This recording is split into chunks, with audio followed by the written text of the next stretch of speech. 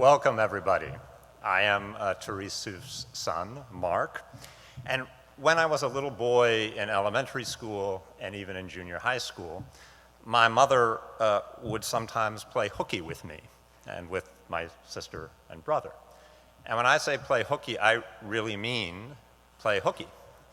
She would tell us that we're not going to school that day, and she would pile us into the back of her black VW Bug, and then she would drive, often breaking the speed limit, to the city, this city, San Francisco.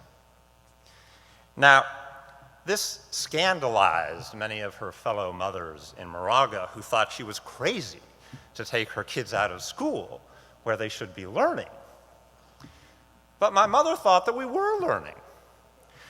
We were seeing a world so different and so fantastical from our little classrooms. We were smelling the food in the alleys of Chinatown, or seeing the roses in full bloom in Golden Gate Park, or yes, seeing paintings and sculptures in museums. So when we finally all left my mom and dad in peace and left the house, and she didn't have to wipe our noses or deal with our adolescent drama, I was not at all surprised that she chose to come here to the city that she loved so much, and to this museum, which is such an integral part to San Francisco's cultural life. Over her 20 years as a docent, my mother worked very, very hard on those 14 or 40 or whatever it was talks. If it was a lecture, she would agonize over each and every slide and the order that they should go. If it was a tour, she would come to the museum often several times to walk through the talk to make sure that it was just right, that the flow was perfect. And always, always, there would be stacks of books and papers on the dining room table or in Greg's old bedroom, which she turned into her office.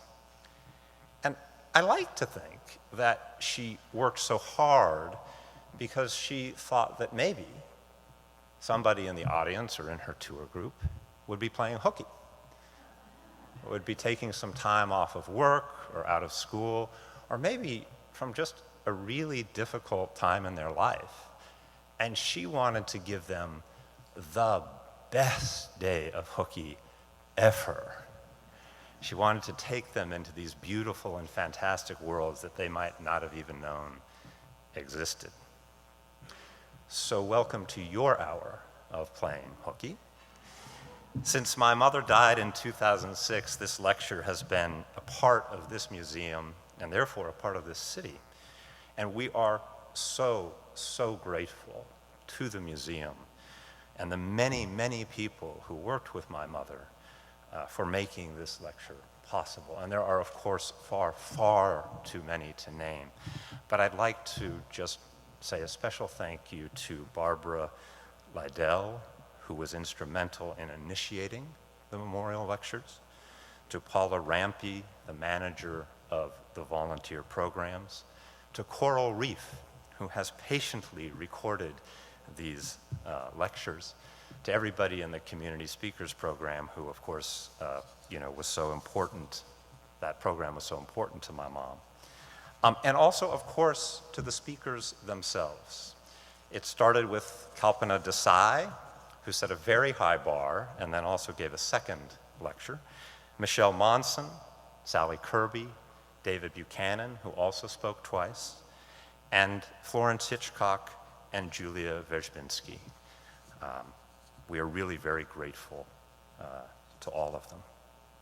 Now, some people have asked why we are ending this memorial lecture this year. Why not keep it going forever?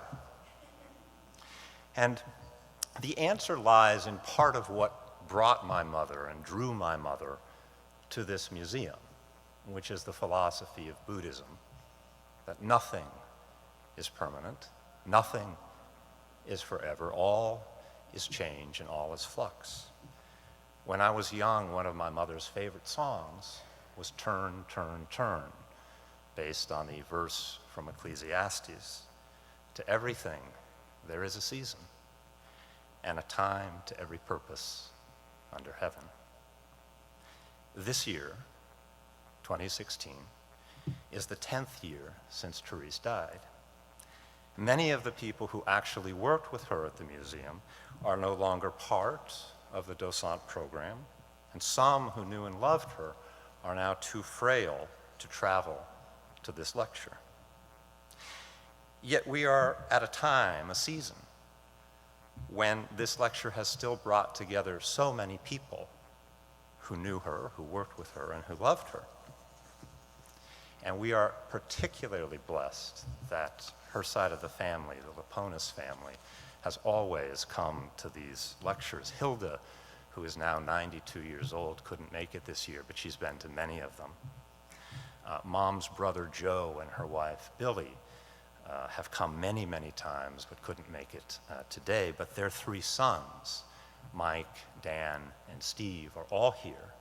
And two of their sons, Lucas and David, are also with us. My mom's baby brother, Jim, is here, as well as his wife, Linda. Adam and Mindy, Adam is Jim and Linda's son, and Mindy is Adam's wife, are here.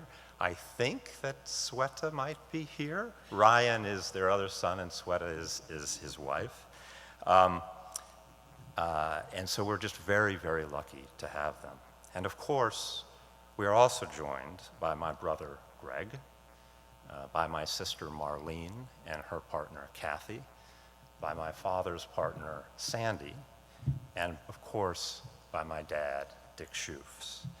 And I am so very grateful to my dad for many, many, many things.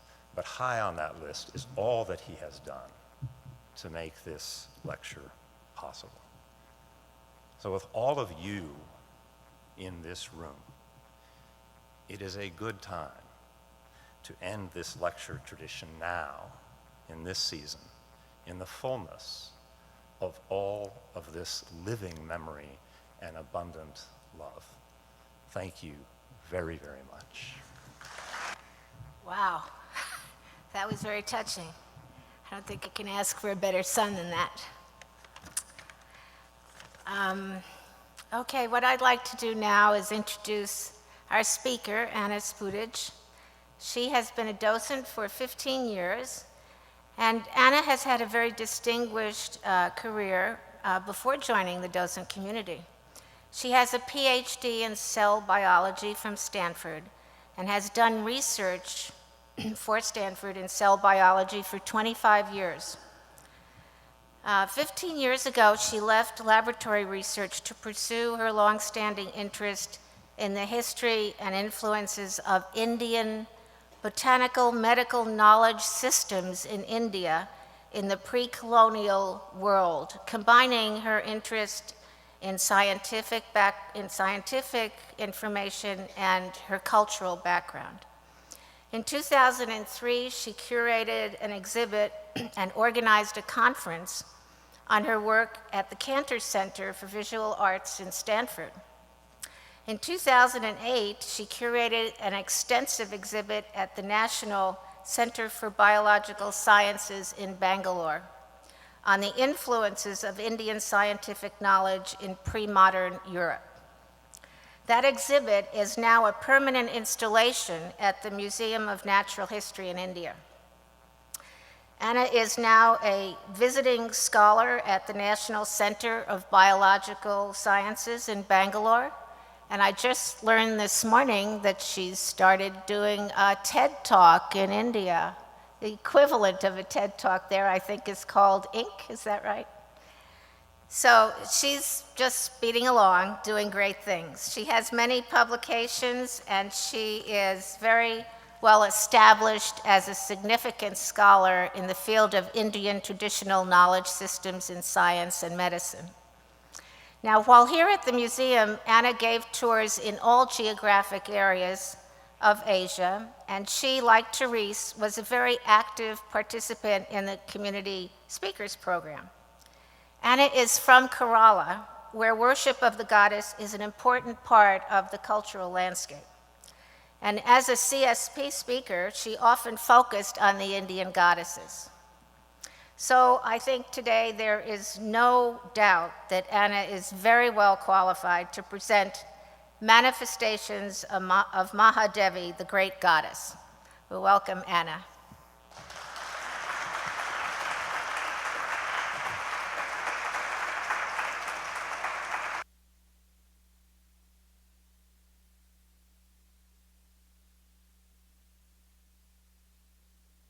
So can I just leave this here? Okay.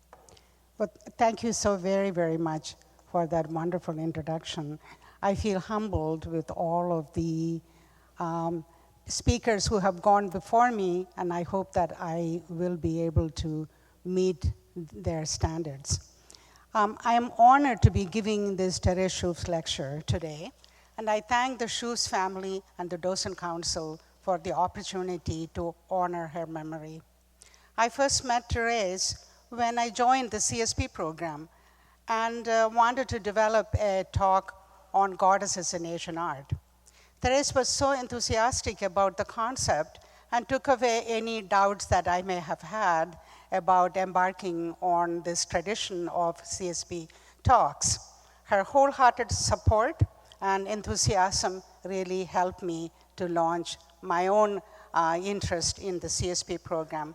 I very much remember her warm smile, her energy, and her supportive personality. And I hope this talk honors her memory. Now, my interest in the concept of the goddess as a powerful deity goes back to my early years in Kerala, where I grew up until I was 17. Now, goddesses are the part of everyday life in India, especially in Kerala. Goddess temples, goddess festivals, goddess images in calendars, and even graffiti are all around. But they almost all refer to the manifestation of the goddess who vanquishes demons and is a protector of the believer, namely Mahadevi, otherwise Kali or Durga. And now these goddesses have very much influenced the lives of women, everyday lives of women. And yet, much of what we hear about the status of women in India in scholarly work gives a picture that is very, very different than what I experienced. Growing up, and also from the very powerful women who were influential in my life. And so over the years, I have been fascinated by this dichotomy, so to speak. And I've been actually following scholarly work on the subject. And so after a quick run through of the goddess images in the Asian Art Museum's collection, so we can remind ourselves of the various manifestations of the goddess, what I want to focus on are events and daily rituals that are part of goddess worship in India, and also end by looking at the scholarly work of two women, one American and one Indian, who now actually works in Canada, who have actually looked extensively in the way in which goddess worship and the presence of the goddess is interpreted by women who live in a very different cultural universe. How these goddesses do empower them. And it is really important to be able to understand how in a different cultural universe, your expectations and your sense of identity is very different. So that is really going to be hopefully the new thing that I bring, besides, of course, everything, all of you are docents, so you know a great deal about the goddess. But first, I want to say a little bit about the historical origins of goddess worship. So here are two images of goddesses from very ancient cultures. On the left, of course, is a female divine image from northern Iran, from northwestern Iran, from early first millennium BC, from the Metropolitan Museum. I snuck up and took a picture, so I have to say I'm showing this without permission of the Metropolitan Museum. I acknowledge that. On the right, and this is on the other side, my right and left, right, is an image of a goddess image from the Indus Valley. Now, 10,000 such goddess images were discovered in Indus Valley excavations. And even though we know nothing about the magico-religious meaning of this image, the profusion of such images and the decorative nature of the female, okay, suggests to us that these were images of importance. In fact, we know that the origin of, went too far. The origin of goddess worship probably had, started in agrarian societies. Agrarian societies where bringing forth life was considered to be divine. And very soon, probably, in these early societies, fertility and abundance of the fields were associated with the female.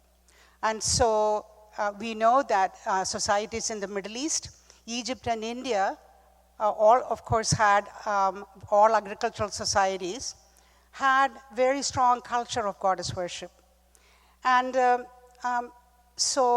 however, India is probably the only civilization where there is an unbroken tradition of goddess worship. And this in itself is telling.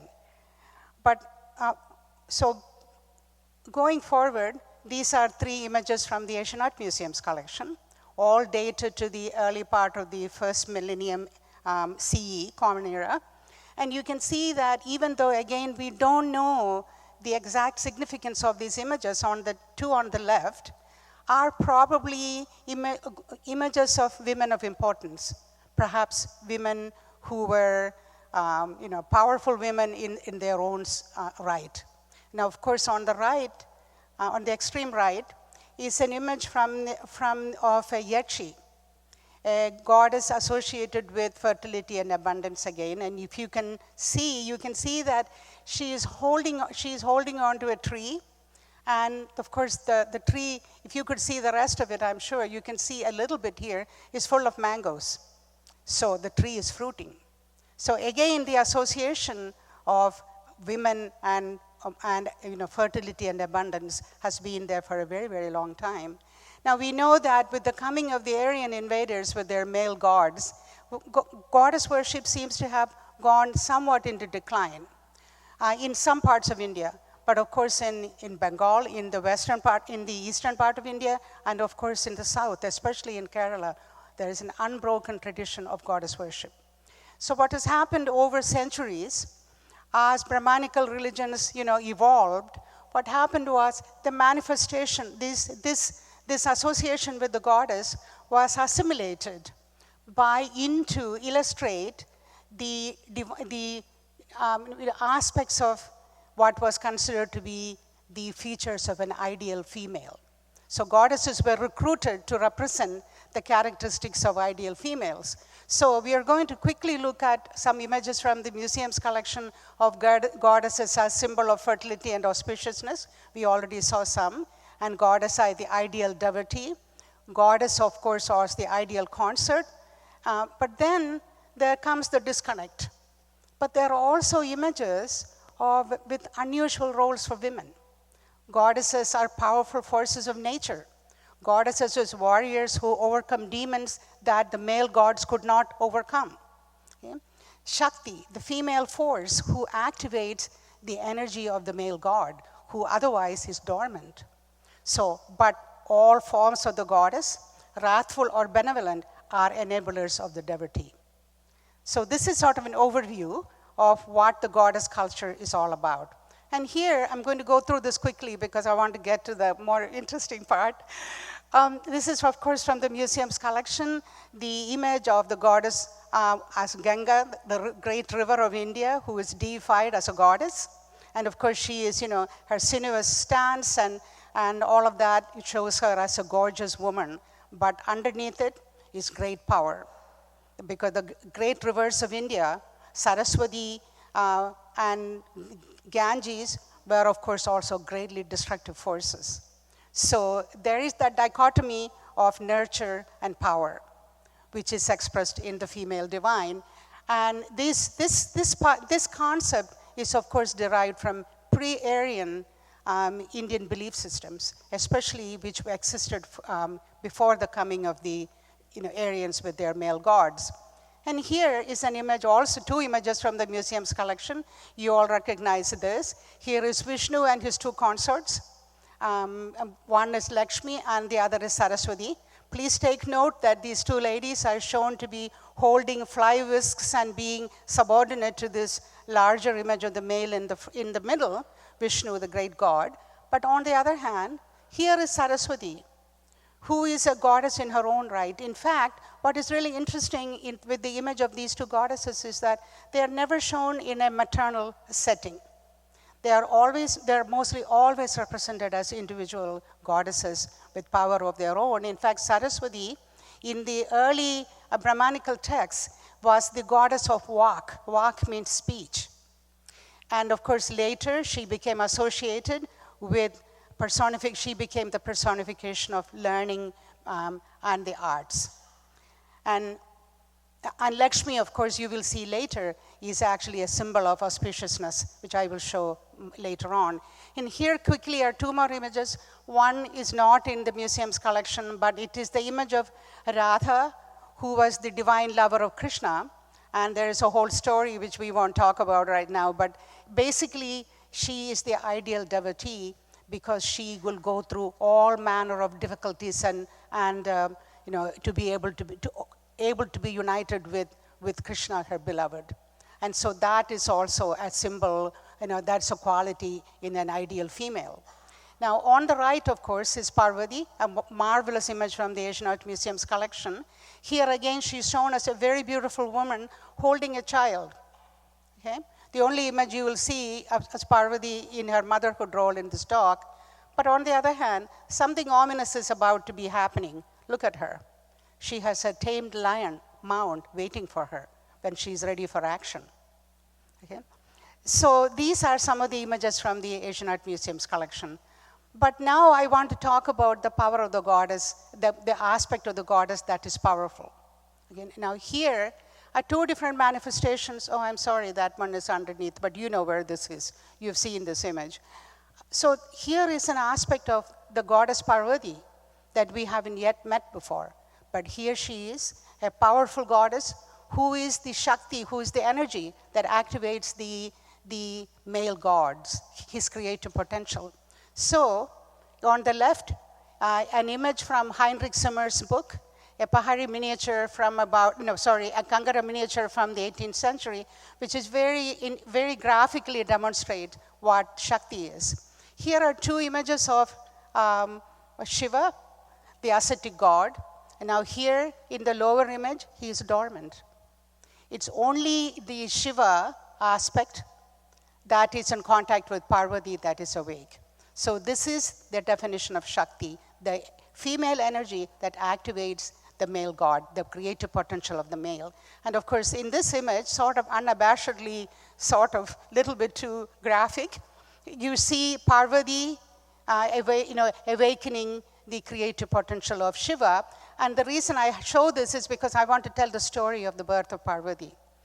Parvati, in Hinduism, demons are not all bad. They too can do penance and have boons that protect them. It turns out that the story of Parvati's manifestation from being the great goddess, which is part of the divine being, says a very interesting story. The universe was being persecuted by a demon. And it turns out that the gods battled with this demon and could not subdue him. And therefore, they turned to Mahadevi, the great goddess, to manifest herself, to awake the creative potential of the god Shiva, so that he could assume his wrathful form. Because this demon had a boon, as I said, demons too can have boons. Hinduism is much more, equal in that sense. That the boon was that only Shiva or his son could slay him.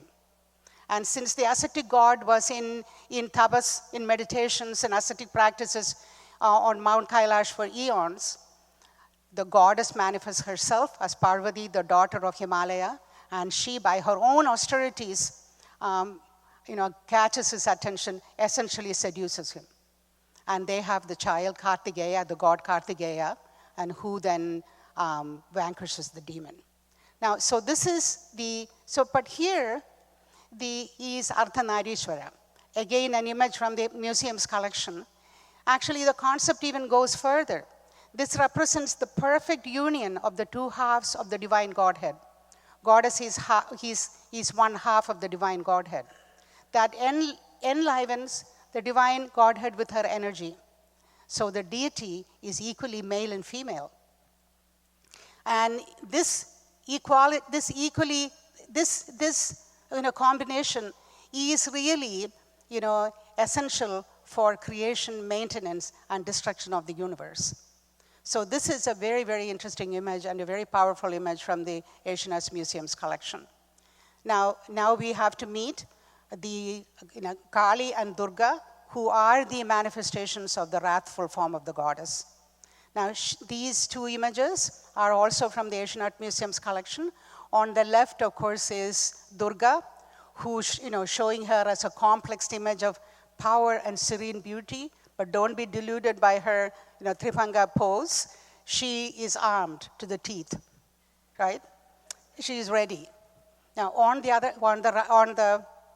your right is Kali, who is the wrathful manifestation of Durga. Now I'm going to tell you the story of why these two forms appear.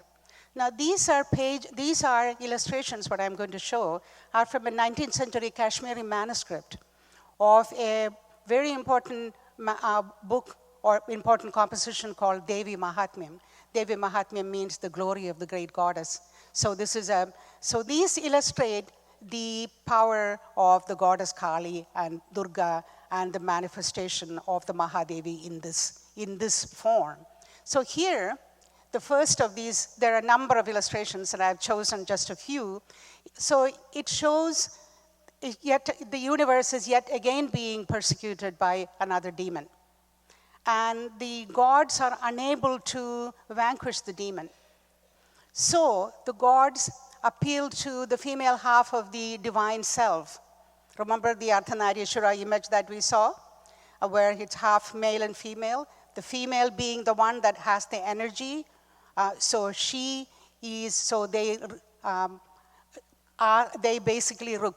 request her to manifest herself. And so here is Mahadevi, the great goddess, manifesting herself. And you can see the gods are surrounding her, beseeching her to arm herself to go after the demon. And here she draws the energy from all the gods as well as their weapons. And she goes out to battle. Here she is. This is just wonderful. I love this because she's wearing a helmet and she looks like she's ready for action here. So she is out there, chasing the demon. In this case, he is shaped like a buffalo. He is being beheaded. And so this is the slaying of Mahishasura, which is the great temples in India, in Mysore and Calcutta, are dedicated to Durga. And annual festivals of this are very, very important events that reinforce in the women who attend these festivals the power that lays behind the female part of the divine, which is, of course, very, very important manifestation and very important reminder of the power that is within the female. So then the next story says that the demons were not satisfied with one being slain, so they sent two. This time demons called Chunda and Munda. So Durga then becomes enraged by this insult, and from her forehead leaps the real wrathful form of the goddess, that is Kali. You wouldn't want to meet her in the dark alley. But so not only does she take her own powers, she draws the female energy from all of the other gods, from the gods. The seven, so they are called seven mother goddesses, Saptamatrigas. So here are the Saptamatrigas. So all of them together go after the demon army. Okay? So finally, she conquers the demon. She conquers the demons, and the gods are paying homage to her. Now, this is an image that you will see often in India. Okay? Now, remember all this when we look at the next part of this talk. So there she is. having conquered the demons. Now, in the lives of, you can ask, how does all this relate to lives of women in India? You go to temples, you see all these, what happens? Well, it turns out there are rituals and festivals that serve to incorporate and reinforce the images of the goddess into the lives of women. And so it's important to really ask, many events, throughout the year are reminders of their connection to the goddess. And I would like to show you some of them and how women view them. Okay, so this is the question that I think we should really ask. How does women relate these goddesses into their lives? So first I would like to show you images from the work of a very important American scholar, Diane Jennett, who about 10 years ago was very generous to share her PhD thesis with me. She spent a number of years in India documenting an event which at the time that she was doing her work, 1997-98, was certified by Guinness Book of World Records to be the largest gathering of women in the world. Apparently 1.5 million women gathered in the capital city of Kerala, Trivandrum, for this goddess festival. And remember, we wanted to go to this. Betty Alberts and I had an idea that we would go to it, but I think in the end, good sense prevailed. So this is an aerial photograph from Diane Jennett's thesis showing women assembling in the road towards the main temple, dedicated to Durga, to Bhagavati, the goddess. Okay? So then, the next is a photograph taken of the assembly of women. Now, what do you think they're doing? They do a very simple ritual, which is of boiling of red rice in a new earthenware pot with unrefined sugar and spices on a tripod of stones. Now, this is important with flame that was passed down from the sacred flame in the temple, which is in front of the goddess image. So the flame is bringing the goddess's energy from one woman to the other. And you can also see that the process of communicating this flame is also a very important, very important gesture of connection between all of these women who are assembled there. And also extremely interesting to me was that any woman, the goddess herself is supposed to manifest herself as a female and be among this assembled crowd, which means that anyone that you don't really know could be the manifestation of the goddess. What a powerful concept to reassure, to remind you of the potential of the divine within you. Okay? And so what happens so this ritual of boiling rice in an earthenware pot actually goes back to early goddess rituals in southern India, where tribal people, after every harvest, would take the yield from the harvest and make an offering to the goddess of cooked food, cooked rice. So this is a direct connection to the tradition of goddess worship in India. So then what happens is that the women take this pot, which has now been blessed by the power of the goddess, back to their families and to the villages, and share it with family and friends to bring them protection against misfortune, prosperity, healing, and family well-being. But the other very, very important part of this that makes this so powerful is that only women can do this. Men are not only policemen, people who fly helicopters, and now in Kerala, even women fly helicopters. But, guardians, such people are the only men allowed in this festival. So it is the woman who goes to the temple and brings the symbol of prosperity and abundance to her family. Very, very important. Right? And also rich and poor now in the 21st century, it has become sort of a universal symbol for the power of women in a sense, because rich and poor, all castes and religions, everybody assembles in this festival now.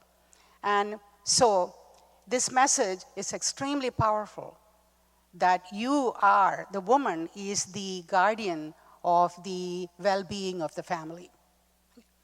So then, okay, so who do they come to see? Well, there used to be, the original image was simply a monolith of stone, okay, which dates to God knows how many centuries back. But of course, in the middle of the 20th century, that image was exchanged for this. Now, it's a little bit too decorative for me, but on the other hand, it says a very important symbol. She is a beautiful Kerala young woman, powerful and serene, in the act of slaying the demon. And here, he is shown as an ordinary man. The only thing different about him is that he is blue because he's a demon. Okay? A complex and powerful image for the women who attend this festival to take home. Now, I want to take you again to another festival, and I'm going to make this quick, in Kerala, which is also a very, very important affirmation of the power of the female to bring auspiciousness and wellness to her family. And this is a very important Kerala festival that I actually had the opportunity to attend for 3 days because the woman who, in this case, who was going back to her family, happened to be a very close friend of mine. So here in a Kerala village, this is the beginning of the festival. So the goddess is being welcomed with music. There she is on the elephant. She's being welcomed with music and drums and all of that. So the pujari, the priest, is installing the goddess in the temple. And then inside the temple, there is this elaborate mandala, which is installed for the occasion. And you can see the mandala is surrounded by a snake. So again, an implication of the power of the goddess, okay? Mandala is a sacred diagram, right, in case you all know that. And throughout the whole 3 days while this festival is going on, someone will be sitting there chanting to honor the goddess. So then what happens? The goddess images that you just saw is then taken all around the village, through the rice fields, through all of the places where her crops are growing, and to family homes. And so here, these are beautiful Kerala rice fields, coconut groves. So here is the goddess on the elephant, with musicians accompanying her, going from the temple all around the village. And he is coming to my friend's, the goddess is also coming to my friend's house. And here, all around the path of the goddess, women have assembled to receive the goddess. And again, you see a shortness, an absence of men, because the goddess is coming to bless the household and the women of the household. And lastly, so she is now the goddess is arrived at the home of my friend. So there is an announcement, see, ta-da, she's here. So my friend then goes down and takes offerings to the goddess as well as feeds the elephant to say thank you for coming to my house, okay? It's interesting because she is the daughter of the house, but this is a matrilineal culture in Kerala of a Nair community. So she is the woman of the family. She is the inheritor and the guardian of the family legacy. And therefore, it's up to her to receive the blessing of the goddess, because she will be the one carrying on the legacy and the honor of the family, and it's her responsibility to bring auspiciousness and well-being to her family. So this is also looked upon as a powerful acknowledgement of the place of women as creators and holders of the family legacy. Okay? Now, quickly, do they have to wait until annual festival to encounter the goddess? Not so. Here are images from Stephen Heiler's book called Meeting God. I just want to quickly take you through this. Every morning in most households in rural areas in India, the woman of the household will go outside the door and create a diagram for the earth goddess, who will bless her family and guard the the entrance to her house, Devi, the goddess of the earth. And of course here, millions of women all over India go in the morning to see the goddess in the temple. And here the pujari, the priest has now dressed them, and by uttering chants, the goddess is meant to be present in the image. So seeing the goddess and being seen by the goddess, darshan, is an important acknowledgement of the connection between the two. And here, all over India, of course, or also fields are guarded by goddesses. And on your right, a farmer is now dedicating his cows or his domestic animals and his coconut and other things to the goddess who lives in the trees. So again, he is appealing to her to give him abundance and prosperity. And on the left is Grama Devata, the goddess of a village. And many, many villages in India, when you enter the main road of the village, there are goddess images saying, I am the guardian of the village. Okay?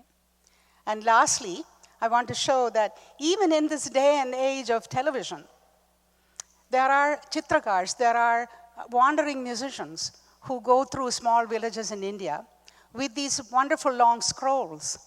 And these scrolls contain all sorts of stories about heroes and heroines and so on. Many of them often religious, and they have accompanying music with them. And this is a linear scroll. I want you to go look at this way, here, and this.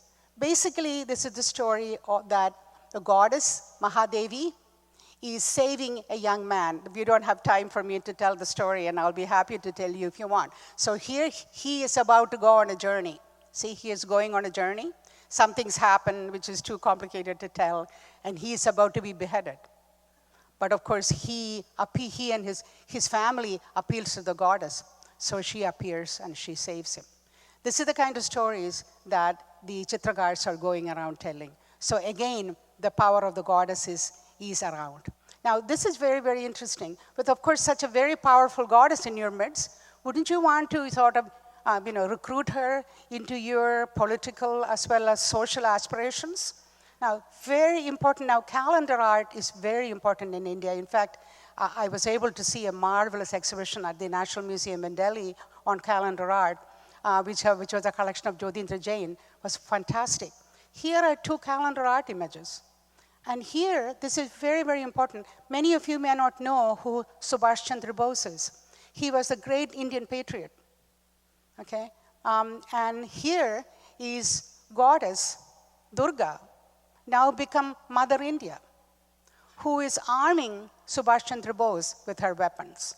Very powerful image. I am behind you. I am the goddess. Let's go get them. Okay, and look here, the Lion of Britain is slightly crouching behind the goddess. And this is a pre-independence post image from 1940. Okay, and then Goddess Lakshmi has now manifested into Mother India. Again, we referred earlier about how Lakshmi is the symbol of auspiciousness and wellness, and here she is now, okay, as Bharata Mother India.